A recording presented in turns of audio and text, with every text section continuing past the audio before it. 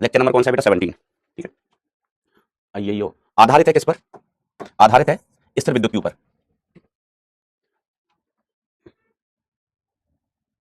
तो स्टार्ट करें। Audio video clear है कि बेटा? अगर ऑडियो वीडियो क्लियर है तो कमेंट में 1 लिख दीजिए। ऑडियो वीडियो अगर क्लियर हो बेटा तो कमेंट में 1 लिख देना।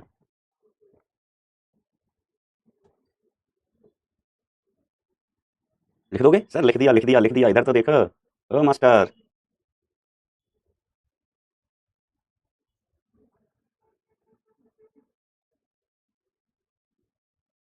मास्टर चलो। अच्छा क्लियर है ना बेटा? सब कुछ चकाचक। ऐसा एक चीज मैं बताने वाला था आपको कि जैसे हो सकता है ना आप में से कुछ बच्चे डीपीपी सॉल्व कर रहे हो तो उसमें डीपीपी में कुछ प्रॉब्लम आ रहा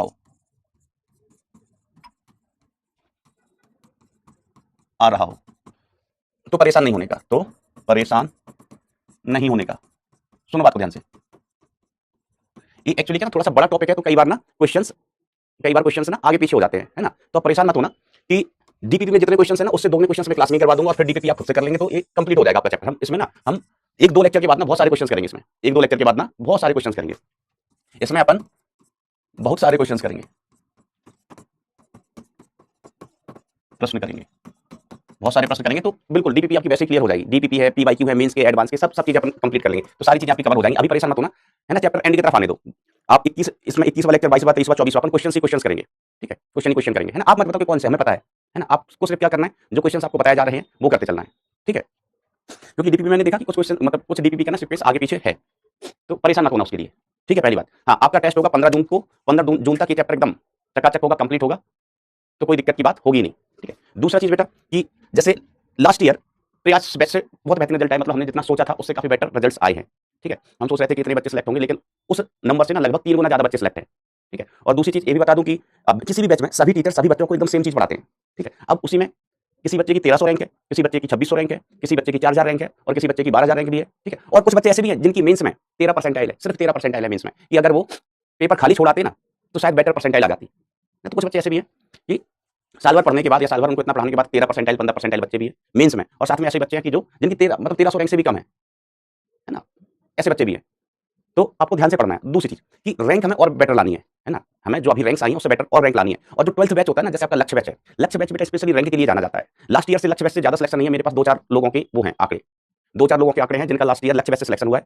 ठीक है, उसमें से भी एक दो बच्चे ऐसे कि जो इनकी रैंक बेहतर नहीं है, तो उन्होंने इस बार फिर से प्रयास बैच में एडमिशन लिया है। इनिशियल हम रैंक इंप्रूव करेंगे, हमारा सिलेक्शन हो गया, बट हम और बेटर रैंक लाना चाहते हैं तो और बेटर रैंक लेके आएंगे। ठीक है, तो देखो लास्ट ईयर मतलब मेरी उम्मीद ये रहेगी कि जितने रिजल्ट प्रयास बैच से आए उससे लगभग 1.5 गुना 2 गुना रिजल्ट ना लक्ष्य बैच से आए, इस साल के लक्ष्य बैच से, इस साल के लक्ष्य बैच से। और जो लक्ष्य बैच होता है 12th के साथ के जो बच्चे होते हैं ना, वो हमेशा ये इतिहास रहा है कि बेटर रैंक प्रोड्यूस करते हैं। अगर अपन टॉप 100 रैंक में देखते हैं ना या टॉप 10 रैंक में देखें ना, तो 10 में से 8 बच्चे 12th के साथ वाले होते हैं, मतलब लक्ष्य बैच वाले होते हैं, 10 में से 8 बच्चे। और टॉप 100 में भी देखें तो 70% बच्चे लक्ष्य बैच से ही होते हैं।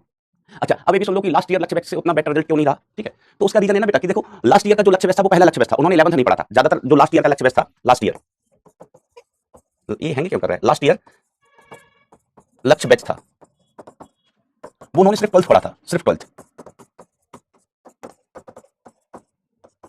अब इस साल के लक्ष्य बैच के साथ ऐसा चीज नहीं है। पिछले साल अर्जुना बैच था बेटा, पिछले साल अर्जुना बैच था, तो बहुत सारे अर्जुना बैच के पढ़े हुए बच्चे लक्ष्य बैच में भी हैं। तो आपने 11th भी पढ़ा है, 12th भी पढ़ा है, तो इस साल कोई एक्सक्यूज नहीं है। ठीक है, तो इस साल बेटा बढ़िया से पढ़ाई करना है। ठीक है, लास्ट ईयर के लक्ष्य बैच में क्या था कि बच्चों ने सिर्फ 12th पढ़ा है ना, और फिर 12th अगर जब आप 12th पढ़ रहे हैं, इससे पहले आपने तैयारी नहीं की है, तो 12th का एक तो अपन जेई की तैयारी कर रहे हैं, फिर जनवरी में मेंस का एग्जाम होता है, फिर आपका ये मार्च में 12th बोर्ड का एग्जाम होता है। ठीक है, और फिर उसके बाद आपके पास उतना टाइम नहीं होता कि 11th अगर आपने पहले नहीं पढ़ा है तो 11th कवर कर पाए, है ना? पहले बैच में, पहले साल में जब आप पहले साल तैयारी कर रहे हैं तो। ठीक है, समझ रहे हैं मेरी बात को? तो इस बैच के साथ वो दिक्कत नहीं है। आपने अर्जुना बैच में पढ़ा हुआ है, जिन्होंने नहीं पढ़ा तो उनके पास अर्जुना बैच है अभी। लास्ट ईयर के बच्चों के पास अर्जुना बैच उन्होंने पढ़ा भी नहीं था क्योंकि बैच ही लॉन्च नहीं हुआ था। और दूसरा कि अगर कोई चाहता कि नहीं हम खुद से तैयारी कर लेंगे 11th की, जैसे कुछ बच्चे ऐसे होंगे जो लास्ट ईयर अर्जुना बैच में नहीं थे, लास्ट ईयर अर्जुना बैच में नहीं थे, इस बार पहली बार लक्ष्य में एडमिशन लिया है, तो उन सभी बच्चों को अर्जुना बैच फ्री दिया गया है, फ्री दिया गया। तो जैसे ये टॉपिक खत्म हो जाता है ना इलेक्ट्रोस्टैटिक्स, हम इसके एक बार क्वेश्चंस करा दें, हम कहते हैं टॉपिक खत्म हो गया, उसके बाद आप अर्जुना बैच से शेड्यूल बना के पढ़ाई करना स्टार्ट करते हैं। चाहे अर्जुना बैच से कर लें या मंजिल सीरीज से कर लें। अर्जुना से करेंगे तो बेटर रहेगा क्योंकि उसमें डीपीपी वगैरह सारी चीजें आपको मिल जाएंगी। ठीक है, और अभी से अगर कोशिश करेंगे तो प्रैक्टिस हो जाएगा बेटा, आप कर पाएंगे। ठीक है, 11th और 12th साथ साथ। ठीक है, मैं थोड़ा सा मुझे बता दूं कि लास्ट ईयर ऐसे कितने बच्चे थे, मतलब ऐसे कितने बच्चे हैं जो लास्ट ईयर अर्जुना में थे, वो थम्स अप पर वोट करना, जो लास्ट ईयर अर्जुना बैच से पढ़े हुए हैं।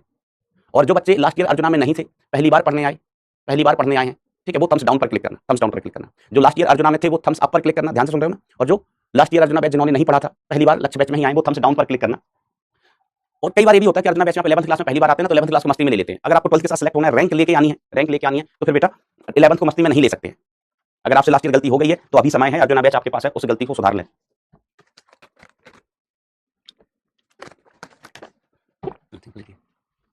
भाई अरे ये बोर्ड मतलब हैंग लैग कर रहा है, जैसे अपन लिखते हैं ना तो लिख रहे हैं उसके बाद आ रहा है, वीडियो लैग नहीं कर रहा है भाई, वीडियो लैग नहीं कर रहा है, ये क्या ना बोर्ड शायद कर रहा है, जैसे अपन लिख रहे हैं ना तो लिख देते उसके बाद वो दिख रहा है, तो स्लाइड लाइट बनना होगा, स्लाइड ज्यादा हो। अच्छा और भाई कैसे बता सकते हैं?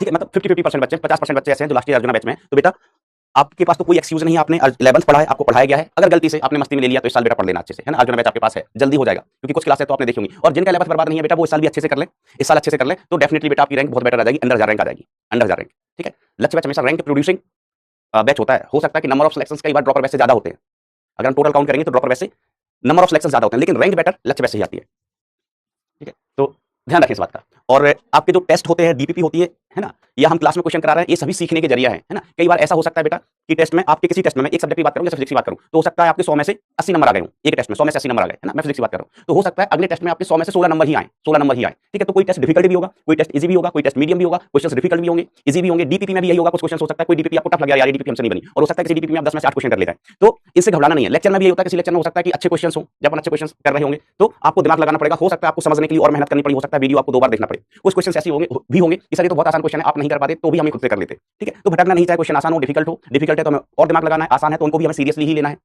यही सिलेक्शन का तरीका होता है, यही सिलेक्शन का राज होता है बेटा। ठीक है, आस्था राजपूत, मैंने बोला कि देखो ये आपके साथ ही नहीं, जब हम पहली बार पढ़ाई कर रहे होते हैं ना, स्पेशली फिजिक्स में ऐसा होता है कि हो सकता है आपको क्वेश्चन सॉल्व करने में 15 दिन लगे, किसी बच्चे को हो सकता है 1 महीना लगे, किसी बच्चे से हो सकता है कि 2 महीने के बाद क्वेश्चन होना सॉल्व हो, किसी बच्चे के साथ ऐसा भी हो सकता है कि 2.5 महीने तक उससे क्वेश्चन सॉल्व नहीं हो रहे थे, 10 में से 2 या 3 क्वेश्चन होते थे, फिर 2.5 महीने के बाद अचानक से वो 10 में से 6-7 क्वेश्चन करने लग गया, और 10 में से 6-7 क्वेश्चन कर लेते हैं तो सिलेक्शन हो जाता है। तो क्या होता है बेटा, सिलेक्शन फिर हो जाता है। तो सब्र बना के रखना है, ऐसा नहीं कि आपसे पहले 2 महीने तक क्वेश्चन सॉल्व नहीं हो रहे हैं, आपने हार मान लिया, आप आगे क्वेश्चन सॉल्व नहीं कर रहे हैं, तो फिर बेटा आगे भी नहीं हो पाएंगे, आपको लगातार लगे रहना है। और नो डाउट कुछ बच्चे ऐसे होंगे वो साल भर पढ़ लेंगे, साल भर के बाद भी ना आखिरी महीने में भी ये कहेंगे कि सर हमसे क्वेश्चन सॉल्व नहीं हो रहे हैं, क्योंकि वो टाइम पर अपनी चीजें नहीं कर रहे होंगे, टाइम पर क्वेश्चन सॉल्व नहीं करेंगे, टाइम पर डीपीपी नहीं करेंगे, सॉल्यूशन नहीं देखेंगे, कोई सवाल नहीं आया उसका सॉल्यूशन देखो, उससे सीखो कि हमें कहां दिक्कत आ रही है। ठीक है, ये सभी के साथ होता है, टाइम लगता है बेटा। 11th के इंपॉर्टेंट चैप्टर बता दो बेटा, पूरा 11th ही इंपॉर्टेंट होता है, सारे चैप्टर्स इंपॉर्टेंट हैं। हाँ, पहले जो 10 चैप्टर है रोटेशन के लिए वो थोड़े ज्यादा इंपॉर्टेंट अपन कह सकते हैं, क्योंकि उनका यूज हर जगह आता है, तो कोई टॉपिक छोड़ के नहीं जाना है। आपको इस बार बताएं कि अपन कॉमन मेरिट लिस्ट की बात करें, मतलब जनरल कैटेगरी की बात करें, तो 74 नंबर पर कट ऑफ गया है। कट ऑफ कितना है? 74 नंबर, कितने में से? 360 में से। इसका परसेंटेज निकालेंगे तो लगभग 20.5% आएगा, मतलब 20.5% पर आपका कट ऑफ क्लियर हो जाता है। और इसको हम और सिंपल भाषा में आपको बताएं तो अगर आप 5 में से एक सवाल करते हैं ना, अगर हम इस साल की बात करें, 5 में से एक सवाल में आपका कट ऑफ क्लियर हो रहा है, और 5 में से अगर आपने 2 या 2.5 सवाल कर लिए, 5 में से 2 या 2.5 सवाल कर लिए, तो आप ठीक ठाक रैंक ले आएंगे। 5 में से 2 या 2.5 सवाल, ठीक है। तो अगर आपके साथ ऐसा होता है कि 10 क्वेश्चन आप करते हैं, 5 होते हैं, 5 नहीं होते, तो भाई एग्जाम का तरीका यही है, ये बोर्ड एग्जाम नहीं है। कई बार क्या होता है ना, आपने लास्ट डे मतलब पिछले टर्न पर कुछ बच्चों का इंटरव्यू लिया था, ठीक है, तो उनसे भी आपने पूछा होगा, मतलब उनको भी शायद अगर आपने सुना तो बच्चे कहते हैं 50% कट ऑफ जाता है, मतलब 50% पे सिलेक्शन हो जाता है, 50% पे सिलेक्शन हो जाता है। तो आपको अगर ऐसा सोचोगे आपके लिए, हमने 10 क्वेश्चन किए, हमसे 10 के 10 क्वेश्चन हो जाए, 5 क्वेश्चन किए, 5 में से 10 के 10 क्वेश्चन हो जाए, सॉरी 10 क्वेश्चन किए, 10 में से 10 क्वेश्चन हो जाए, तो कई बार संभव नहीं होता है। ये आपके साथ नहीं, किसी के साथ भी संभव नहीं होता है। नहीं तो सभी लोग ना, ये जेईई एडवांस का पेपर है, सभी लोग 360 में से 360 ले आए, 360 इन जनरल किसी के भी नहीं आते हैं। ओबीसी का कट ऑफ बेटा ज्यादा फर्क नहीं होता, इधर 7 शायद 66 या 68 है ना, ज्यादा डिफरेंस नहीं होता ओबीसी जनरल या ईडब्ल्यूएस में, 4-6 नंबर का फर्क होता है। शायद इस बार ओबीसी का कट ऑफ या तो 66 नंबर है या 68 नंबर है, ठीक है। तो कट ऑफ बहुत ज्यादा नहीं होता है। हमें आदत क्या होती है, देखो हम मैथ लेते हैं 10th क्लास के बाद, तो हम पहले बोर्ड की चीजें पढ़ते हुए आते हैं, और बोर्ड में हमारी आदत क्या होती है कि अगर हम 15 सवाल कर रहे हैं तो हम 15 के 15 कर लेते हैं। एग्जाम में भी बोर्ड में 90% आसानी से आ जाते हैं, 85% आ जाते हैं, 80% आ जाते हैं, 80% मार्क्स आसानी से आ जाते हैं। तो हमें आदत होती है कि हम जो क्वेश्चन कर रहे हैं सब हम कर लें, या पेपर में भी हम यही कोशिश करते हैं कि पेपर में अगर फिजिक्स के मान लीजिए 25 सवाल है, तो आपका टारगेट होता है कि 25 के 25 कर लें। बेटा कई बार क्वेश्चन डिफिकल्ट होगा तो वो आप नहीं कर पाओगे, तो उसको छोड़ देना है, छोड़ देना। कट ऑफ देख रहे हो भाई 20%। हाँ, जैसे कोई बच्चा बता रहा है कि हाईएस्ट 360 में से 345 है, जैसे ऑल इंडिया रैंक 1 होगा, ऑल इंडिया रैंक 1 के भी बेटा 360 में से 360 नहीं, ऑल इंडिया रैंक 1 के भी शायद 345 है, जैसा आप बता रहे हैं, है ना। तो एग्जाम का पैटर्न समझो, बोर्ड वाले एग्जाम्स नहीं है कि आपको सारा ही कुछ करना है। कट ऑफ का मतलब होता है बेटा सिलेक्शन के लिए न्यूनतम नंबर, सिलेक्शन के लिए न्यूनतम नंबर कितने चाहिए वो कट ऑफ होता है। जैसे आप 12th क्लास में होते हैं ना, तो जो आपका पासिंग मार्क्स है, हम कहें उसको पासिंग कट ऑफ 33 नंबर होता है कि 33 नंबर आ गए तो आप पास हो गए, ठीक है। ऐसे बेटा यहाँ पर कट ऑफ का मतलब है कि न्यूनतम नंबर जिस पर आप सेलेक्ट हो जाते हैं। चलो अब अपन आगे बढ़ते हैं, बहुत बातचीत कर ली अपन ने। तो सब रख के पढ़ना होता है, हर एग्जाम की अपनी फितरत होती है, अपनी पहचान होती है, आपको उस एग्जाम के अकॉर्डिंग उसकी तैयारी करनी होती है, ठीक है। चलिए अपन बात कर, कल हमने लास्ट टाइम पर बात की थी गोलीय आवेश वितरण के द्वारा उत्पन्न विद्युत क्षेत्र, और हमने इसमें विद्युत क्षेत्र भी निकाला था, विद्युत विभव भी निकाला था। मैं फटाफट से रिपीट कर देता हूं जल्दी से कि भाई साहब सीन ऐसा था, ये हमारा सेंटर और ये हमारा गोला, आवेश कहां पर था? सतह पर था। आवेश कहां पर था? सतह पर। और जो जिन बच्चों से क्वेश्चन अभी सॉल्व नहीं हो रहे हैं बेटा, वो बिल्कुल परेशान नहीं हो, बिल्कुल हताश नहीं हो। कुछ समय बाद आपसे क्वेश्चन होने लगेंगे, जैसे पर्टिकुलर टॉपिक चल रहा है, जब हम कह देंगे टॉपिक खत्म है, अब आप क्वेश्चन सॉल्व कर लो, जहां से भी करना है तो आप करने लगेंगे फिर। लेकिन 100% कर लोगे ऐसा जरूरी नहीं है, वो क्वेश्चन पर डिपेंड करता है कि आप करने लायक है या नहीं है। किसी पेपर में आप 80% नंबर ला सकते हो और किसी पेपर में आपकी 20% मार्क्स लाने में बैंड बच जाएगी, है ना। तो ये डिफिकल्टी लेवल डिसाइड करता है पेपर का कि आप कितने मार्क्स स्कोर करेंगे। मैंने आपको बोला था कि अगर पेपर डिफिकल्ट आता है तो सिलेक्शन ज्यादा होते हैं, मतलब ज्यादा होते हैं, जो बच्चे मेहनत करते हैं उनका सिलेक्शन होने का चांस ज्यादा होता है जब पेपर डिफिकल्ट आता है। पिछले साल कट ऑफ गया था 109 नंबर, पेपर इजी था पिछले साल एडवांस का। इस बार पेपर थोड़ा ठीक था, कट ऑफ गया 74 नंबर, 74 मार्क्स। तो हम जितना सोच रहे थे ना उससे 3 गुना सिलेक्शन हुए बेटा, प्रयास वैसे ही। अब इंटरव्यू बेटा सभी बच्चों के पॉसिबल नहीं होते, बहुत सारे इंस्टाग्राम पे इतने बच्चे हैं, इवन बच्चियां हैं, ठीक है, बहुत सारी गर्ल्स भी हैं, उनका सिलेक्शन हुआ एडवांस में। लेकिन हम कोशिश करेंगे उनसे भी कनेक्ट करें, उनसे भी बातचीत करें, ठीक है। तो V E inside, E inside is equal to कितना होता है? 0 होता है। और ई आउटसाइड कितना होता है बेटा? गोले के बाहर ई कितना होता है? K q upon r square, k q upon छोटा r square, E outside. V outside कितना होता है? वी आउटसाइड होता है k q upon r, k q upon r होता है। ई सरफेस पर कितना होता था? ई सरफेस पर होता था के q upon capital R square. और वी सरफेस पे कितना होता है? के क्यू बाई आर होता है। वी सरफेस पे क्या होता है बेटा? के क्यू बाई आर होता है, ठीक है। ई इनसाइड कितना होता है? ई इनसाइड अपना आया था 0, ठीक है। और वी इनसाइड तो ये वी इनसाइड वी सरफेस के बराबर था, वी इनसाइड वी सरफेस के बराबर था और इसका मान के क्यू अपॉन आर आया था, ठीक है। फिर हमने इसके ग्राफ भी बताए थे, आपको ग्राफ भी पता होना चाहिए, ग्राफ डायरेक्टली पूछ लिए जाते हैं, ग्राफ डायरेक्टली पूछ लिए जाते हैं। तो हम इस टर्म पर कोशिश करेंगे कि जल्दी से आपका ये थ्योरी वाला पार्ट खत्म हो, ताकि हमें क्वेश्चन प्रैक्टिस करने के लिए ज्यादा समय मिल जाए, ठीक है। अब हम इसके बाद बात करते हैं एक आवेशित आवेशित चालक गोला। हम रिजल्ट सेलिब्रेशन में इसलिए नहीं कि हमने कहा कि कहां ज्यादा बच्चों का सिलेक्शन हुआ होगा, हमें पता होता कितने बच्चों का सिलेक्शन होता तो होगा तो मैं भी नोएडा चला जाता। लेकिन फिर वो होता कि आपके एक आध लेक्चर में होते, तो वो नहीं चाहता मैं कि जो बच्चों को सिलेक्ट होना था वो तो हो गए, अब आपकी बारी है, आपके लेक्चर में नहीं होने चाहिए। एक आवेशित चालक गोला, एक आवेशित चालक गोला। हाँ, कुछ बच्चे डांट जरूर रहे हैं कि मास्टर आपने वादा किया था, मास्टर आपने वादा किया था कि सिलेक्शन के बाद रिजल्ट सेलिब्रेशन में आप अपन मिलेंगे। तो बेटा वादा नहीं तोड़ो, विश्वास दिवस पर मिलेंगे अपन, है ना। विश्वास दिवस पर भी सिलेक्टेड बच्चों को बुलाया जाता है, उस टाइम अपन मिलेंगे, है ना। नहीं आप सर हमसे भी आप बोलोगे कि सिलेक्शन के बाद अपन मिलेंगे और फिर उल्लू बना दोगे आप, विश्वास दिवस पर मिलेंगे बेटा। एक आवेशित चालक गोला, ध्यान से देखना, एक आवेशित चालक गोला। एक चीज बताओ कि अगर हम चालक गोले को आवेश देते हैं तो वो आवेश कहां जाएगा? अगर हमारे पास एक चालक गोला है और हम उसको आवेश दे देते हैं तो आवेश कहां जाएगा? गोले के अंदर ही रहेगा क्या? मैं आपको ये बता चुका हूं, समझा चुका हूं, बताओ आवेश कहां चला जाता है? कि अगर हमने एक चालक गोले को आवेश दिया तो आवेश कहां जाएगा?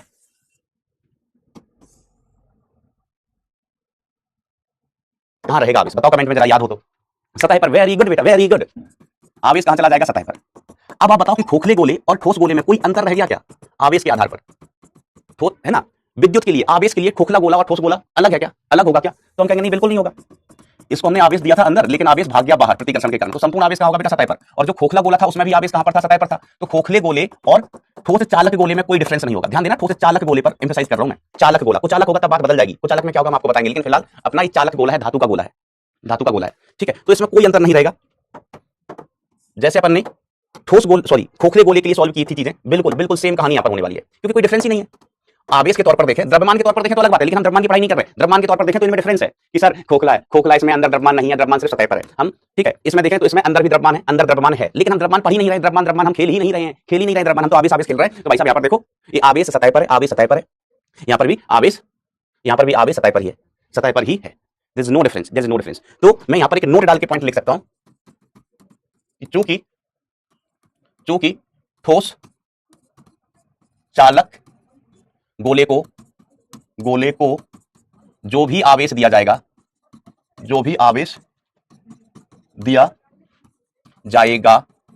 वो संपूर्ण आवेश सतह पर चला जाएगा, वो संपूर्ण आवेश कहां चला जाएगा बेटा? सतह पर चला जाएगा। अतः एक समान आवेशित खोखले गोले जिसे गोलीय कोष भी कहते हैं, व ठोस चालक गोले में कोई अंतर नहीं होगा,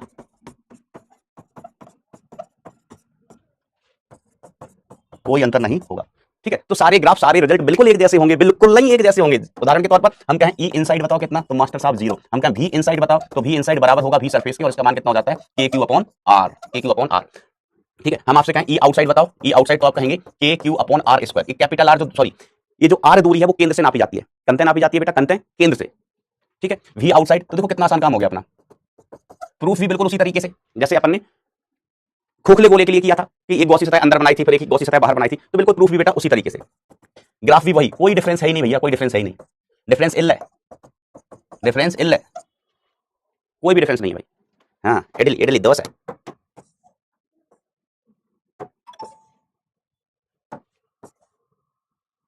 सेम रिजल्ट। अब इससे भी महत्वपूर्ण केस होता है, चाहे आपका बोर्ड एग्जाम हो बेटा, ये बोर्ड और उसके लिए क्या बोलते हैं, जेई, दोनों के लिए इंपॉर्टेंट है। जेई के लिए तो हर एक चीज इंपॉर्टेंट है। जेई के लिए तो अगर मैंने बोर्ड पर कद्दू लिखा है ना, तो दैट कद्दू लोकी तो भाई is important for JEE. JEE के लिए तो बेटा हर एक चीज इंपॉर्टेंट है, कुछ भी पूछ सकते हैं, कुछ भी पूछ सकते हैं जेई में।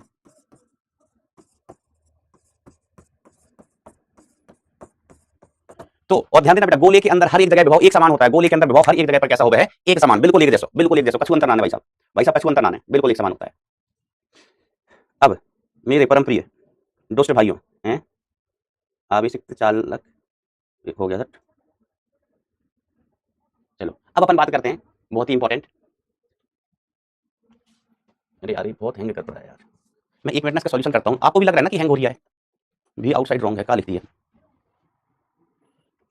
अरे पगलो कहाँ रॉन्ग है, मन की आंखों से देखो, के क्यू बाई आर लिखा है, के क्यू बाई आर, यही होता है, यही होता है, मन की आंखों से देखो बेटा, गलत बोल रहा है, मन की आंखों से देखो भाई, ये हैंग कर मतलब लैग कर रहा है, जैसे कुछ लिखते हैं, हाँ स्मार्ट बोर्ड कर रहा है, वीडियो नहीं, तो क्या उसको शुरू से शुरू करना, फिर से शुरू करना क्या, क्योंकि अभी तो 1 घंटा है, अगर ऐसे होगा तो मजा नहीं आएगा।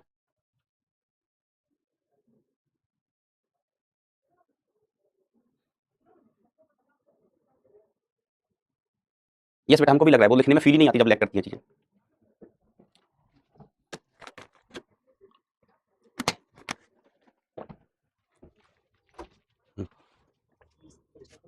हाँ वो फाइल रहेगी ना सिर्फ, हाँ रिस्टार्ट कर दीजिए, एक आध डॉट डॉट बना दो, कुछ भी।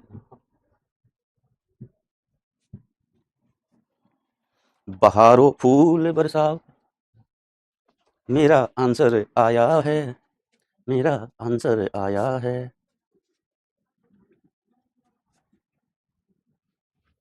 तब तक दीदी को अरे दीदी गर्म पानी देंगे, कैसे सब हाँ, कैसे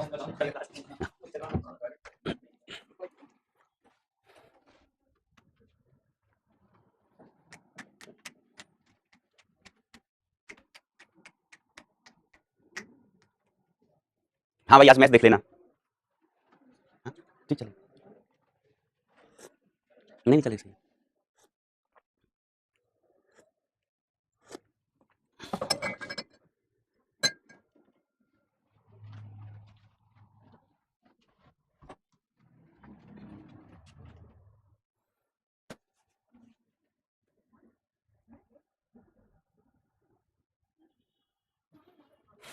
हाँ पढ़ाई लिखाई जरूरी है, लेकिन आज फाइनल है, तो आप अपना काम कर लो, तो एकदम मैच देख लेना भाई।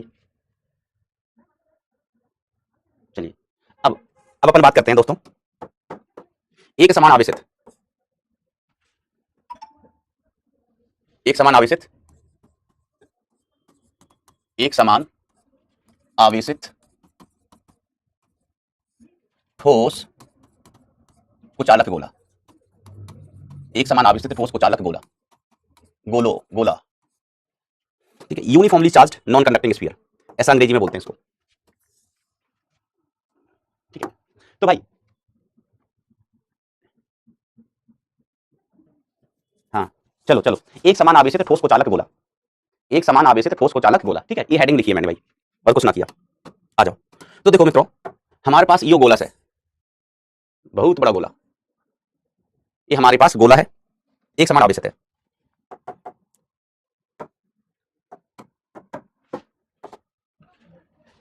इसमें चार्ज हर जगह होगा भाई, है ना, एक समान आवेश है, हर जगह चार्ज होगा। अब ऐसे बनाते रहेंगे तो बहुत टाइम चला जाएगा, है ना। आवेश बेटा इसमें हर जगह है, चलो कुछ जगह मैं बता देता हूँ, एक समान आवेश है बेटा हर जगह, कुछ जगह मैंने बना दिया, ठीक है। अब हमें इलेक्ट्रिक फील्ड निकालनी, इलेक्ट्रिक पोटेंशियल निकालना है, अंदर भी निकालना है, बाहर भी निकालना है, बाहर भी निकालना है भाई, ठीक है ऐसा।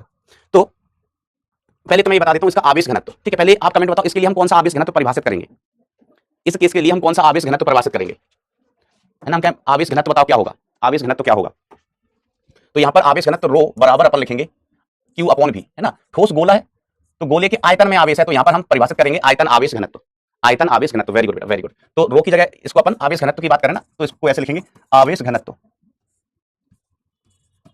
आवेश घनत्व rho is equal to q upon v, q upon v, ठीक है। और क्यू को अपन क्या लिख सकते हैं, रो इंटू वी, वी होगा गोले का आयतन, वी क्या होगा बेटा गोले का आयतन, तो क्यू को अपन ऐसे भी लिख सकते हैं, q is equal to rho into 4 pi by 3 into r q, और जो सवाल होंगे बेटा वो दोनों पदों में हो सकते हैं, मतलब आंसर दोनों पदों में आपसे आपको दिया हो सकता है, क्यू के पदों में भी और रो के पदों में भी। ठीक है, हमें क्यू और रो में संबंध पता है, क्यू और रो में संबंध पता है। ठीक है, अब हम यहां पर केस 1 डील कर रहे हैं। केस 1, केस 1 अपना क्या है, गोले के अंदर है ना, electric field inside the sphere. लिख दूं ऐसे, electric field FIELD inside the sphere, inside the sphere, गोले के अंदर इलेक्ट्रिक फील्ड। ठीक है, तो इसका मतलब हो गया जो स्मॉल आर है, स्मॉल आर है वो लेस देन कैपिटल आर होगा। स्मॉल आर की वैल्यू, गोले के केंद्र से दूरी होती है स्मॉल आर, इसकी value less than capital r है, where capital r is radius of this गोला। कैपिटल आर क्या होगा बेटा, इस गोले का रेडियस, त्रिज्या। जिंदगी की न टूटे लड़ी, सवाल सॉल्व। हाँ ठीक है, small r is less than capital R. ठीक है, अब सॉल्व करने के लिए बेटा चलिए मैं यहां चल जाता हूं, यहां पर जगह कम है। ठीक है, तो देखो चाहे हम गोले के अंदर हो या बाहर हो, अपना स्टेटमेंट तो वही है, E vector dot A vector is equal to Q enclosed upon epsilon naught. ध्यान से समझना, Q enclosed upon epsilon naught. Q enclosed मतलब इसके अंदर बंद आवेश, आवेश किसके अंदर बंद, गॉसीय सतह के अंदर बंद। सर गॉसीय सतह कहां है मास्टर, गॉसीय सतह तो बना ही नहीं, तो उनका बनाएंगे। तो ये हमारे पास गॉसीय सतह है। ठीक है, और मान लीजिए कि हम किसी इस बिंदु पर, यहां पर कोई बिंदु ले लेते हैं, इस बिंदु पर इलेक्ट्रिक फील्ड निकालना चाहते हैं, और ये बिंदु कितना दूरी पर, यहां से r दूरी पर, बिंदु कितना दूरी पर है, r दूरी पर। तो ये जो मैंने ब्लू कलर से डैश डैश करके लाइन बनाई है, इसका नाम क्या होगा बेटा, इसका नाम होगा GS, Gaussian surface, Gaussian surface. ठीक है, अब एरिया किसका लेते हैं साहब, एरिया किसका लेते हैं साहब, एरिया लेते हैं गॉसिय पृष्ठ का। एरिया किसका, गॉसिय पृष्ठ का। तो गॉसिय पृष्ठ का जो क्षेत्रफल सदिश होगा, गॉसिय पृष्ठ का जो क्षेत्रफल सदिश होगा भाई साहब, वो कहां होगा, इधर सतह के लंबवत। क्षेत्रफल सदिश हमेशा सतह के लंबवत होता है। ठीक है मास्टर, सुन लिया, सतह के लंबवत होगा। हमने कहा इलेक्ट्रिक फील्ड कहां होगी, ई और ए के बीच एंगल लिखना है ना, इलेक्ट्रिक फील्ड के साथ कहां होगी, तो हमने कहा इस पर चार्ज कैसा है, तो अपन पॉजिटिव है, पॉजिटिव चार्ज है, तो हमने कहा इलेक्ट्रिक फील्ड की दिशा पॉजिटिव चार्ज से दूर की तरफ होती है, दूर की तरफ, रेडियली आउटवर्ड, त्रिज्यीय बाहर। तो इलेक्ट्रिक फील्ड की दिशा में बनाऊं तो इलेक्ट्रिक फील्ड बेटा इधर होगी। ठीक है, किसी भी पॉइंट पर, यहां पर बनाते तो इस तरफ, यहां पर बनाते तो इस तरफ, यहां पर बनाते तो इस तरफ, त्रिज्यीय बाहर की ओर। हमें पॉइंट पी पर निकालना है इलेक्ट्रिक फील्ड, तो हम इलेक्ट्रिक फील्ड की दिशा कहां बनाई, पॉइंट पी पर। तो पॉजिटिव चार्ज है तो इलेक्ट्रिक फील्ड से दूर की तरफ होगा, और एरिया वेक्टर सतह के लंबवत होता ही है। Now you tell me what is the angle between area vector and electric field vector. Tell me what is the angle between area vector and electric field vector, बता सकते हैं क्या आप मुझे। तो ये EA cos 0 डिग्री, 0 डिग्री। ठीक है, अब भाई साहब हम फंस गए क्यू एनक्लोज्ड में। क्यू एनक्लोज्ड कैसे लिखें, हमें तो लिखवा नहीं आ रहा हो, हमें लिखवा नहीं आ रहा हो, हम सब भूल गए। आप लिखवाओगे कहां में, तो क्यू एनक्लोज्ड अपन क्या लिखेंगे, ठीक है, इसके अंदर बंद आवेश, इसके अंदर बंद आवेश, तो हम इसको लिख लेंगे रो इनटू आयतन, रो इनटू आयतन एनक्लोज्ड, रो इनटू वो आयतन जो इसके अंदर बंद है, किसके, गॉसी सतह के। देखो ये वाला आयतन तो गॉसी सतह में है ही नहीं, ये वाला आयतन ये तो गॉसी सतह में है ही नहीं, इससे हमें कोई लेना देना नहीं है। हमें कौन सा आयतन लेने का है, कौन सा आवेश लेने का है भाई साहब, हमें वो आवेश लेने का है जो कि गॉसी सतह के अंदर बंद है। तो गॉसी सतह के अंदर बंद, गॉसी सतह के अंदर बेटा बंद आवेश ये वाला होगा, तो हमें यही वाला आयतन लेना है। जिंदगी की ना टूटे लड़ी, ये वाला आयतन लेना है। ठीक है, आयतन एनक्लोज्ड, किसके अंदर एनक्लोज्ड, गॉसी सतह के अंदर बंद आवेश। ठीक है, तो आवेश हम क्या लिखते हैं, घनत्व गुणा आयतन, घनत्व गुणा आयतन। तो आइए आप मेरा साथ देना, ई का तो मान हमको चाहिए, एरिया गॉसी पृष्ठ का प्रस्थ क्षेत्रफल 4 पाई r स्क्वायर, cos 0 का मान कितना हो गया है, 1 हो गया है, रो आयतन जो गॉसी सतह के अंदर बंद है वो 4/3 पाई छोटा r क्यूब, छोटा r cube upon epsilon not. अभी कंफ्यूज मत होना कि सर यहां पर आपने आवेश लिखा है 4 पाई/3 कैपिटल R क्यूब, या स्मॉल r क्यूब लिख रहे हैं, बेटा ये कुल आवेश है, कुल गोले पर आवेश। तो कुल गोले की त्रिज्या कितनी है, कैपिटल R, इसलिए कैपिटल R। यहां पर हमें आवेश कौन सा लेना है, सिर्फ गॉसी सतह के अंदर बंद, तो हम आयतन कौन सा वाला लेंगे, वो आयतन जो गॉसी सतह के अंदर बंद है, वो आयतन जो गॉसी सतह के अंदर बंद है। ठीक है, तो गॉसी सतह की त्रिज्या स्मॉल r है, तो मैंने स्मॉल r लिया। अब हम मचाएगा क्या, काटा कूटा मचाएगा। इससे ये कट गया, अब ये r की घात 3 है और ये r की घात 2 है, तो इससे कटेगा, तो यहाँ पर घात 1 बचेगा r की। अब ध्यान पूर्वक देखना, E इधर से बचा है सिर्फ E इज इक्वल टू, यहाँ से बचा है rho r upon 3 epsilon naught, rho r upon 3 epsilon naught. तो ये इलेक्ट्रिक फील्ड आ गई कहां पर, इनसाइड द स्फीयर। जिंदगी इनसाइड द स्फीयर। ठीक है, ये आंसर हो गया भाई, ये क्या हो गया आंसर। ठीक है, अब कई बार बेटा कई बार ये आंसर क्यू के पदों में भी होता है, क्यू के पदों में। तो क्यू के पदों में हम आंसर निकाल लें, तो रो का मान हम क्या लिख सकते हैं, क्यू अपॉन आयतन किसका, गोले का। रो की जगह अपन क्या लिख सकते हैं बेटा, यहां से देखो रो की जगह अपन क्या लिख सकते हैं, अगले पन्ने पे लिखूं, यही लिख देता हूं पहले, e inside is equal to, rho की जगह अपन लिख सकते हैं q upon 4/3 pi capital R cube, rho की जगह बेटा है ना, गोले का घनत्व, into r upon 3 epsilon naught. ठीक है, मैं फिर से रिपीट करूं बेटा, आंसर कई बार हो सकता है रो के पदों में दिया हो, कई बार बेटा आंसर हो सकता है क्यू के पदों में दिया हो, आपको दोनों ही पदों में आना। ठीक है, दोनों ही पदों में आपको पता होना चाहिए, कुछ काटा कूटा मच रहा है, 3 से 3 उड़ा दो, और तो कुछ ना बच रहा, और तो कुछ ना बच रहा है। सर क्या कुछ अलग गोले में आवेश होता है, यस बेटा लिखा है ना, एक समान आवेशित कुछ अलग गोला, तो क्यों नहीं हो सकता कुछ अलग गोले में आवेश, बिल्कुल हो सकता है। इनफैक्ट यहाँ है, अगर आवेश नहीं होगा तो हम इलेक्ट्रिक फील्ड की चर्चा ही क्यों करेंगे। तो ये Q r upon 4 pi epsilon not capital R की घात 3, कैपिटल R की घात 3। ठीक है बेटा, okay, very good very good. E inside equal to q r upon 4 pi epsilon naught R की घात 3, ये ई इनसाइड हो गया। ठीक है, और ये भी ई इनसाइड है, दोनों में कुछ डिफरेंस नहीं है, बस एक अंदर है और एक बाहर। अब देखो मेरे खुद के प्यारे पर्सनल दोस्तों, अब हम बात करते हैं बाहर की, case 2 outside the sphere, outside the sphere, गोले के बाहर, तो small r is greater than capital R हो जाएगा। ठीक है मास्टर, ठीक है, कोई दिक्कत नहीं। तो अब हमें गॉसी पृष्ठ कहां बनानी पड़ेगी? बाहर बनानी पड़ेगी। तो इसी फोटो में बना देता हूं मैं, गॉसी पृष्ठ कहां बना देता हूं? बाहर। तो मान लीजिए हमें इस बिंदु पर विद्युत क्षेत्र ज्ञात करना है, इस बिंदु पर विद्युत क्षेत्र ज्ञात करना है। तो हम इस बिंदु से गुजरने वाली एक गॉसी सतह बनाएंगे। वाह, मैं गोला शुड भी गोलाकार, यस, गोला इज ऑलमोस्ट गोलाकार। ये तक ठीक है, इस तरीके से इसकी त्रिज्या आर। ठीक है, तो एरिया वेक्टर अगर हम बात करें सर, एरिया वेक्टर कहां? तो भाई सतह के लंबवत होगा। इलेक्ट्रिक फील्ड कहां? सर इलेक्ट्रिक फील्ड भी त्रिज्या बाहर, पॉजिटिव चार्ज है तो इलेक्ट्रिक फील्ड बाहर और एरिया वेक्टर भी बाहर, एरिया वेक्टर भी बाहर होगा दोस्तों। ठीक है, ये भी गॉसी सतह है। सर आप पगला गए हो क्या? भांग खाए हो क्या मास्टर? दो गॉसी सतह बना रहे हो? तो हमने कहा बेटा हमने केस भी तो दो लिए हैं, एक गोले के अंदर और एक गोले के बाहर, केस भी तो दो लिए हैं। तो जब हम पहले केस के लिए देख रहे थे, जब हम अंदर इलेक्ट्रिक फील्ड बना रहे थे तो गॉसी पृष्ठ अंदर बनाई थी, अब हम इलेक्ट्रिक फील्ड बाहर बना रहे हैं, इलेक्ट्रिक फील्ड बाहर बना रहे हैं, तो गॉसी सतह कहां बनाएंगे भाई साहब? बाहर बनाएंगे। कहां बनाएंगे भाई साहब? बाहर। ठीक है मास्टर, अब जैसा आप बोलो। अच्छा, तब तक मैं सोच के बताओ, इस गॉसी पृष्ठ के अंदर कौन सी वाली? बाहर वाली गॉसी पृष्ठ के अंदर, बाहर वाली गॉसी पृष्ठ के अंदर कितना आवेश बंद है? कितना आवेश बंद है? Q upon epsilon naught. तो E गॉसी सतह का क्षेत्रफल 4 पाई r स्क्वायर, cos 0 की वैल्यू 1 है ना, एंगल तो 0 ही है ना, E और A के बीच में, देख लो E भी नीचे, A भी नीचे, दोनों समान दिशा में, एंगल 0। यस, कैपिटल Q, आवेश कितना बंद है? Capital Q। इस गोले पर जितना भी आवेश है ना, गोले पर कुल आवेश हमने कितना माना? इस गोले पर कुल आवेश कैपिटल Q। तो इस गोले पर जितना भी आवेश है सभी इस गॉसी हरी वाली गॉसी सतह के अंदर, पूरा गोला बंद है, तो इस पर जितना भी आवेश है वो गॉसी सतह के अंदर बंद है भाई साहब। ठीक है सर, ठीक है ही है। तो देखो E की वैल्यू कितनी? E की वैल्यू कितनी? तो Q upon 4 pi epsilon naught r square, 4 pi epsilon naught r square, और आप इसको ऐसे भी लिख सकते हैं 1 अपॉन 4 पाई एप्सिलॉन नॉट, हम K भी लिख लेते हैं, तो KQ upon r square, KQ upon r square. ठीक है, दोनों एक ही चीजें हैं। बहारो फूल बरसाओ, ये हम E आउटसाइड निकाल रहे थे, हमारा E आउटसाइड आया है, E आउटसाइड आया है, ऐसा। कोई दिक्कत? सर कोई दिक्कत ना है, कोई दिक्कत ना है। अब हमने कहा एक केस और रह गया मास्टर, एक केस और रह गया। हमने कहा कौन सा केस रह गया? कौन सा केस रह गया? तुम्हारे केस ही खत्म नहीं हो रहे हैं, केस ही खत्म नहीं होते तुम्हारे। तो हमने कहा एक केस और रह गया सर, सरफेस पर। तो हमने कहा सरफेस वाला कोई केस नहीं होता, कोई केस नहीं होता, इसकी तो पहली जमानत मिल जाती है। ये तो शांति भंग का केस है, शांति भंग का कोई केस होता है क्या?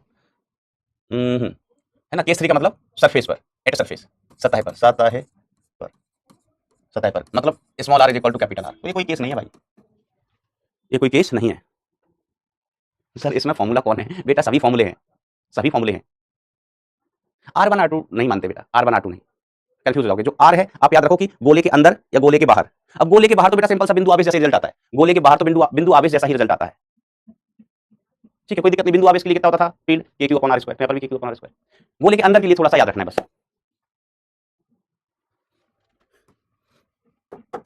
चलिए अब देखो बेटा, गोले की सतह पर, तो सतह पर स्मॉल r बराबर कितना हो जाएगा? Capital R। तो जैसे E था ना, E सरफेस पर, E सरफेस पर क्या हो जाएगा? KQ upon capital R square, KQ upon capital R square, खत्म बात। स्मॉल r की जगह कितना लिख दो? Capital R। कोई लोड ही नहीं है, बिल्कुल कोई लोड नहीं है, कोई लोड ही नहीं है भाई साहब। ग्राफ बना लो, क्या कर लो भाई साहब, ग्राफ बना लो। रौनक बेटा, रौनक R में क्या दिक्कत आ रहा है आपको? कैपिटल R गोले की त्रिज्या है, गोले की त्रिज्या, और स्मॉल r गोले के केंद्र से वो दूरी है जहां पर हम विद्युत क्षेत्र निकाल रहे हैं। स्मॉल r गोले के केंद्र से उस बिंदु की दूरी है जहां पर हम विद्युत क्षेत्र निकाल रहे हैं। और कैपिटल R क्या है? गोले की त्रिज्या, इसका मतलब होता है गोले के केंद्र से सतह तक की दूरी। कैपिटल R क्या है बेटा? ये गोले के केंद्र से सतह तक की दूरी, चाहे ये वाली बनाओ, ये वाली बनाओ, ये वाली बनाओ, कोई भी वाली बनाओ। ये नहीं दिख रहा इस कलर से, तो हम इस कलर से बना देता है ना। ये कैपिटल R तो बदलेगा नहीं, गोले के केंद्र से सतह की दूरी। पगलू कौन सा पेन आ गया? गोले के केंद्र से सतह की दूरी, गोले के केंद्र से सतह की दूरी, ये कैपिटल R है, कैपिटल R है। स्मॉल r क्या है? गोले के केंद्र से उस बिंदु की दूरी, गोले के केंद्र से उस बिंदु की दूरी जहां पर हम विद्युत क्षेत्र ज्ञात कर रहे हैं। अब जैसे कोई हमसे कह देता, कोई इंटेलिजेंट नमूना हमसे कह देता कि मास्टर सेंटर पर फील्ड बताओ, केंद्र पर फील्ड बताओ, तो हम कहेंगे केंद्र पर स्मॉल r का मान बता दो, केंद्र पर स्मॉल r का मान बताओ। तो आप कहेंगे केंद्र पर स्मॉल r बराबर 0, केंद्र पर स्मॉल r 0। तो जैसे ही आप स्मॉल r को 0 रखोगे, फील्ड 0 आ जाएगी। फील्ड कितनी आ जाएगी? 0। अब आप सोचो कि सर स्मॉल r हम इसमें 0 रख दें, इसमें 0 रख दें, तो हमने कहा केंद्र, ये केंद्र अंदर बाहर होता है क्या? ये फील्ड कहां की है? गोले के बाहर की, गोले के बाहर की। तो इसमें स्मॉल r 0 क्यों रखोगे? केंद्र कहां होगा? गोले के अंदर या बाहर? केंद्र कहां होगा? गोले के अंदर या बाहर? तो सब केंद्र तो गोले के अंदर होगा, तो उनका केंद्र अगर गोले के अंदर होगा तो हम गोले के अंदर वाले रिजल्ट में स्मॉल r बराबर 0 रखेंगे। चाहे इसमें रख लो, r को 0 रखोगे, फील्ड 0 आ गई। चाहे इसमें रख लो, ये भी इनसाइड वाला स्मॉल r 0 रखो, फील्ड 0 आ गई। कैपिटल R नियत है, कैपिटल R नहीं बदल रहा है, वो गोले की त्रिज्या है, गोले की त्रिज्या है। हाँ, जब अपन कहां पर होते हैं, हमसे किसी ने कहा कि बिंदु कहां ले लो, बिंदु ले लो सतह पर ही, सतह पर, इस बिंदु पर फील्ड बताओ। तो हमने कहा अच्छा इस बिंदु पर फील्ड बताना है, तो इस बिंदु की दूरी कितना मानेंगे अपन? Small r। तो हमने कहा आइला इस बिंदु के लिए, जो सतह पर बिंदु है, इस पगले बिंदु के लिए स्मॉल r कैपिटल R बराबर है। स्मॉल r और कैपिटल R कैसे हैं बेटा? बराबर हैं। समझ ला, समझ ला। चलिए अब ग्राफ, ग्राफ आओ। अच्छा ग्राफ का आप कोशिश करोगे, फलन आपको दिया गया है अंदर बाहर दोनों, कोशिश करोगे ग्राफ का, जल्दी बोलो भाई ग्राफ। ये सोनी, ये कौन फालतू में जीरो लिखे जा रहे हैं।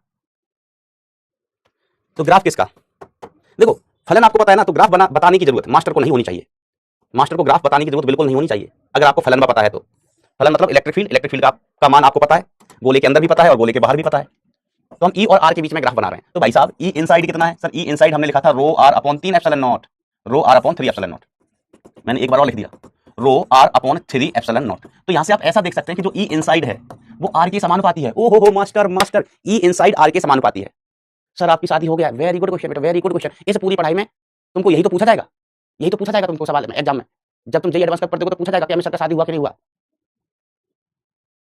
कैसी बातें करते हो, नहीं हुआ मेरा शादी और मेरी हरकतों से मेरी शादी होने वाली नहीं है, मैं जिंदगी भर रड़ुआ रहने वाला हूं। मेरी हरकतें देख के कौन बाप अपनी बेटी मुझे दे देगा, पागल आदमी। इधर ये चल रहा है वो कह रहा है शादी हुआ पर नहीं हुआ, तुम करवा दोगे, करवा दोगे तुम शादी। ई आउटसाइड है बेटा, it is inversely proportional to 1 upon r square, है ना। देख लो मैं नहीं कह रहा हूं के क्यू कांस्टेंट, नहीं ई आउटसाइड के क्यू अपॉन आर स्क्वायर। तो हम ई और आर के बीच ग्राफ बना रहे हैं, हम ग्राफ बना रहे हैं बेटा ई और आर के बीच, ठीक है ऐसा। तो भाई ई इनसाइड हम बात करें अंदर की, तो यहां पर कोई पॉइंट होगा, यहां पर कोई पॉइंट होगा, small r is equal to capital R, small r is equal to capital R, यहां पर कोई एक पॉइंट होगा भाई, ठीक है। तो अगर हम अंदर ग्राफ बनाएं, अंदर ग्राफ बनाएं तो अंदर ग्राफ कैसा बनने वाला है भाई साहब, समानुपाती वाला।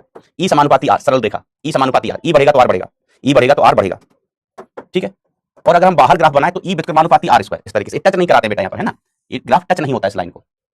तो ये ई आउटसाइड के लिए है, ई इनसाइड के लिए है। ई इनसाइड समानुपाती है किसके, आर के, ई आउटसाइड व्युत्क्रमानुपाती है आर स्क्वायर के। तो समानुपाती का मतलब ये हुआ कि ई बढ़ेगा तो आर भी बढ़ेगा, ई बढ़ेगा तो आर भी बढ़ेगा, ठीक है। और ई आउटसाइड 1 अपॉन आर स्क्वायर के समानुपाती मतलब आप आर को बढ़ाओगे, आर को बोलो आर तुम बढ़ो, आर बढ़ेगा तो ई आउट कम, आर बढ़ेगा ये वाला आर बेटा बढ़ेगा तो ई आउटसाइड कम होगा, तो आर जैसे जैसे बढ़ेगा ई आउटसाइड कम होता जाएगा। फील्ड मैक्सिमम कहां होगी, फील्ड बेटा मैक्सिमम कहां होगी, सतह पर होगी, सतह पर। हम तुमको पहले भी बताए थे कि हमारी शादी नहीं हुई है बेटा, और हम तुमको भी कहते थे कि तुमसे ज्यादा परेशान ना मेरी छोटी गुड़िया है, गुड़िया मेरी बच्ची 4 साल की, वो ज्यादा परेशान है कि पापा शादी कर लो, पापा शादी कर लो।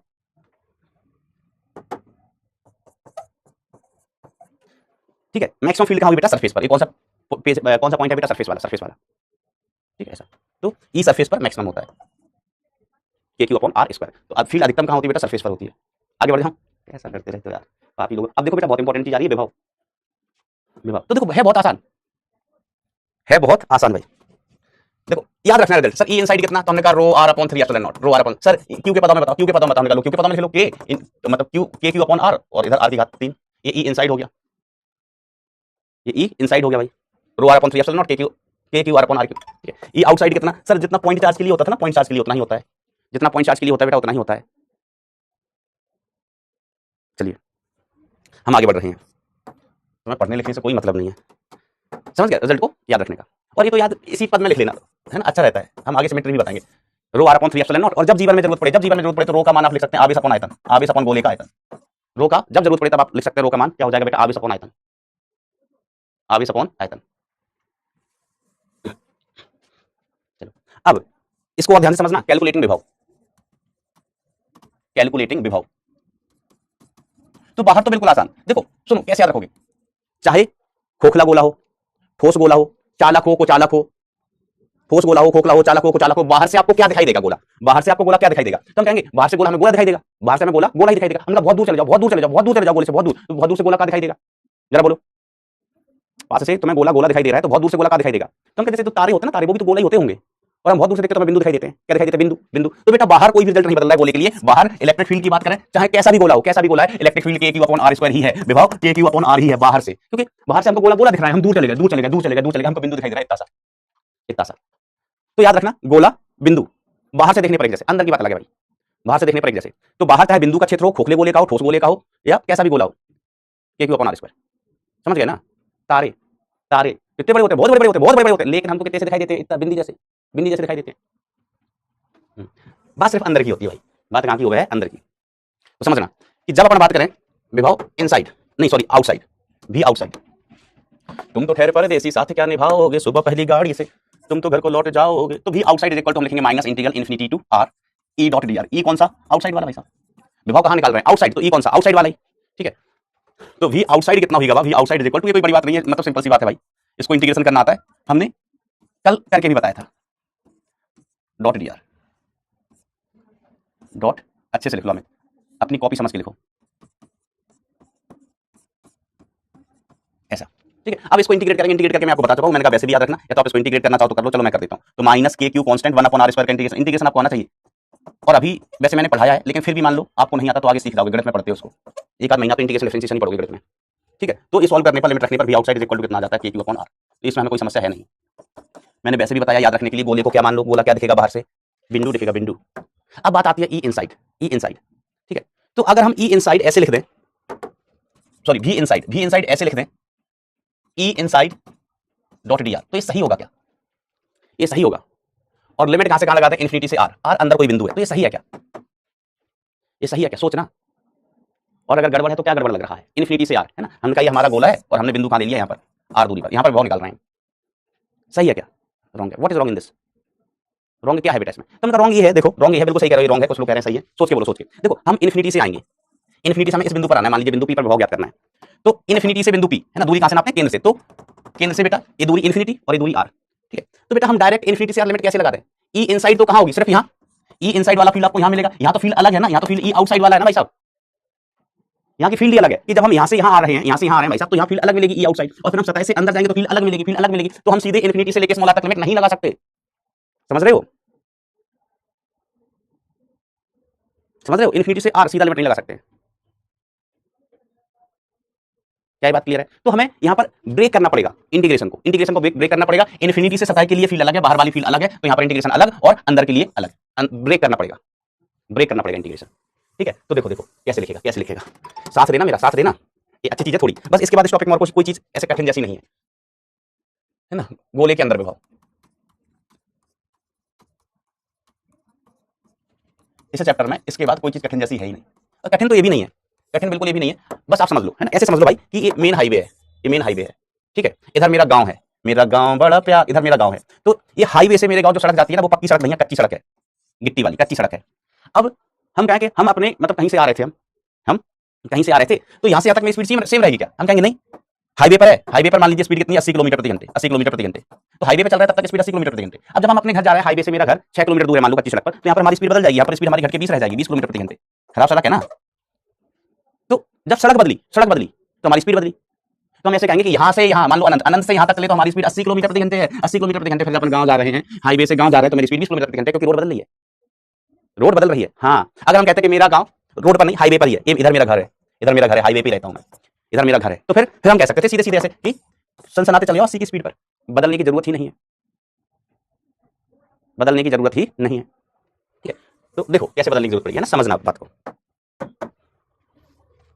प्यारा गोरी गाँव बड़ा प्यारा डे डे डे डे, ये सेंटर है, हमें इस पॉइंट पर मान लीजिए कहीं ये वाला पॉइंट है, इस पॉइंट पर विभव कुल बन देते हैं, मतलब ज्ञात करना है, थोड़ा बड़ा बना देता हूँ गोला, गोला थोड़ा सा बड़ा बना देता हूँ, ये गोले का सेंटर है भाई साहब, ठीक है। हमें इस पॉइंट पर, पॉइंट पी पर विभव ज्ञात करना है, इस पॉइंट को हमने सेंटर बोला है, सेंटर बोला है। तो बेटा यहाँ फील्ड अलग, इधर फील्ड अलग, इधर फील्ड ई आउटसाइड वाला, ई आउटसाइड वाला चलेगा, ठीक है। हम इन्फिनिटी से चलेंगे तब, तो इन्फिनिटी से चल के हम आएंगे यहाँ तक, आएंगे यहाँ तक। फिर इसके बाद जब हम यहाँ अंदर होंगे भाई साहब, अंदर होंगे तो यहाँ पर फील्ड अलग, ई इनसाइड वाला, ई इनसाइड वाला, हमें जाना है बिंदु पी पर, तो हम इन्फिनिटी से आए इस पॉइंट पर, सतह पर, इन्फिनिटी से आए सतह पर, तो यहाँ ई अलग है, इलेक्ट्रिक फील्ड अलग है, मतलब मान लो ये रोड अलग है, ये रोड अलग है। फिर जब हम यहाँ से यहाँ जा रहे हैं तो ई बदल गया, ई बदल गया, रोड बदल गया, तो हमको भी बदलना पड़ेगा ना भाई साहब। तो फिर हम यहाँ पर अलग इंटीग्रेशन करेंगे, अभी इंटीग्रेशन करके बता देता हूँ, सब समझ जाओगे। सेंटर से इस पॉइंट की दूरी कितनी है? छुटकार, छुटकार, और इसकी त्रिज्या तो बड़कार है ना, ये जो दूरी होगी ये बड़कार है ना, छुटका बड़का जानते हो ना सर? जानते हैं, कहना जानते हैं। वी इनसाइड अपन ऐसे लिखेंगे, तो पहले माइनस इन्फिनिटी से r e dot e outside into d r, e outside dot d r, ठीक है। फिर प्लस, फिर क्या लगाएगा? प्लस। हम इन्फिनिटी से सतह आ गया, कैपिटल आर लिमिट लगा दी ना भाई साहब, इन्फिनिटी से कैपिटल आर, इन्फिनिटी से कैपिटल आर लिमिट लगा दी, मतलब इन्फिनिटी से चल के कहां तक पहुंच गया? सतह तक, सतह तक। और फिर अब हम सतह से अंदर जाएगा, जब सतह से अंदर जाएगा तो क्या लिखेगा? माइनस इंटीग्रल ई इनसाइड डी आर, ई इनसाइड डी आर। भाई साहब लिमिट कहां से कहां तक लगाएं? लिमिट हम घर से याद करके आया था, भूल गया, घर से याद करके आया था, भूल गया, याद ही नहीं आ रहा है, भूल गया, लिमिट ही भूल गया मैं। तो आप बताओ लिमिट कहां से कहां तक लगाओगे?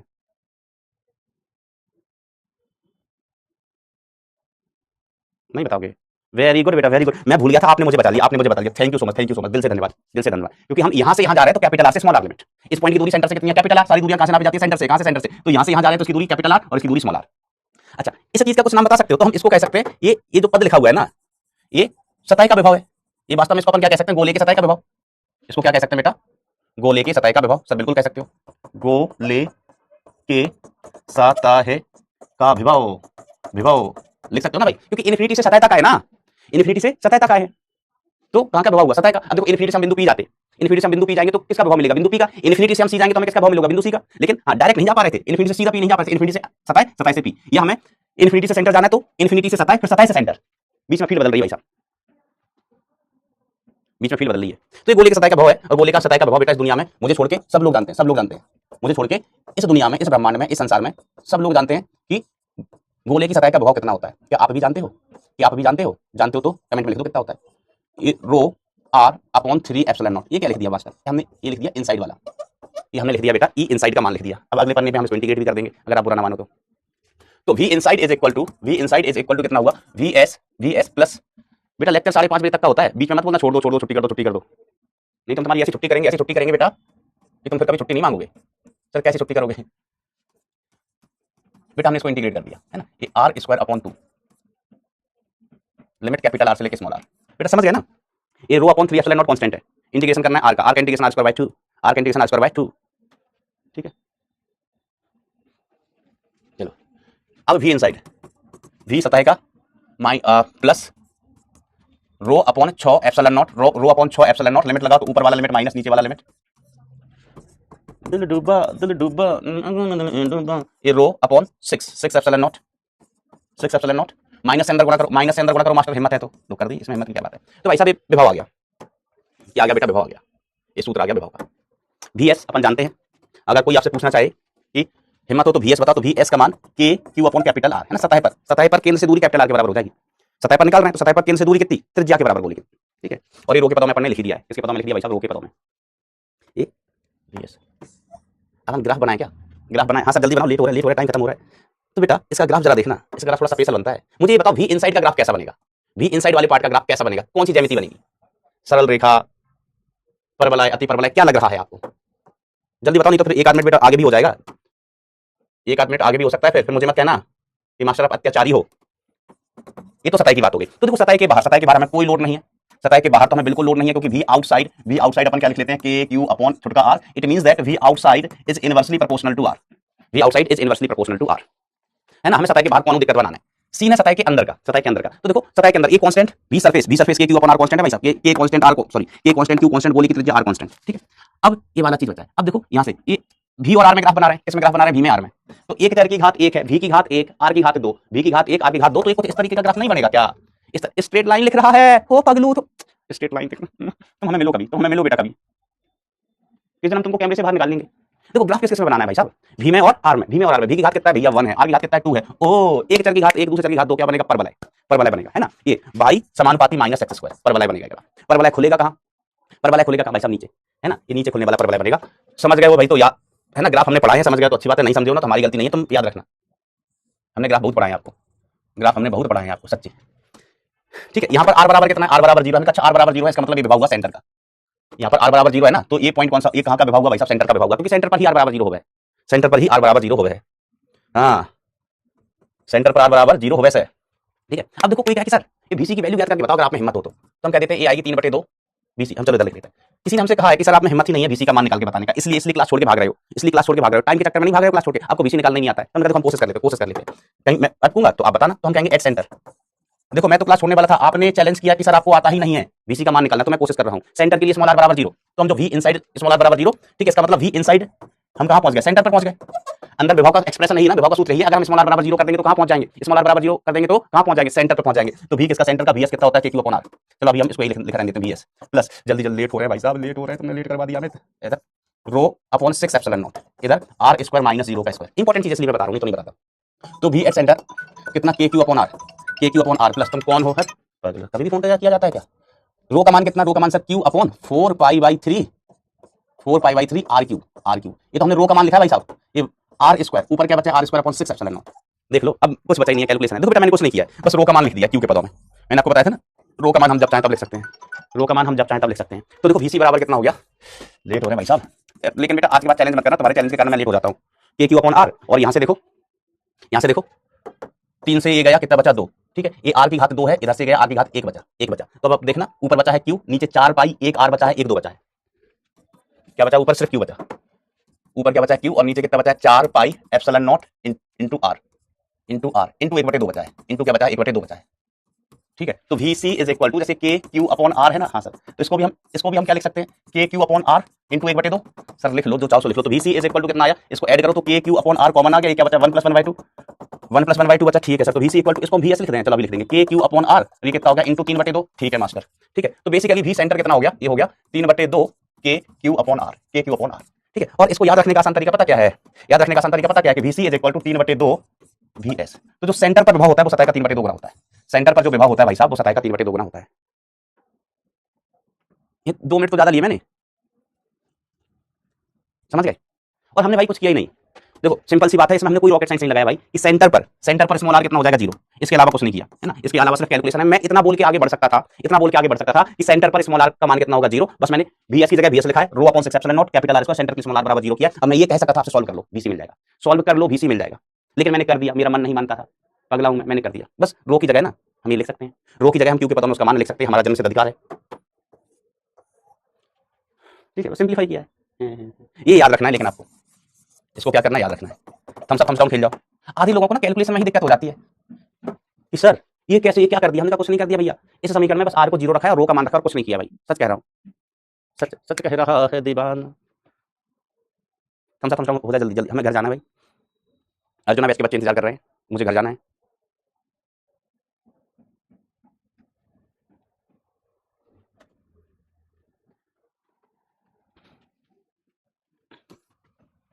शाबाश बेटा शाबाश, I love you, I love you.